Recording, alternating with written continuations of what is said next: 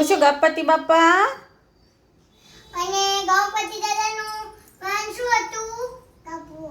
ના, મૂષક. બોલ. ખુશુ ગણપતિ બાપા મોયા કેતો મોયા. હા મોયા કેતો ગણપતિ બાપા શું ખાય? બાબુ. મોદક. લાડુ મોદક. લાડુ લાડુ. ખુશુ કાજુ. લાડુ. ડાભો.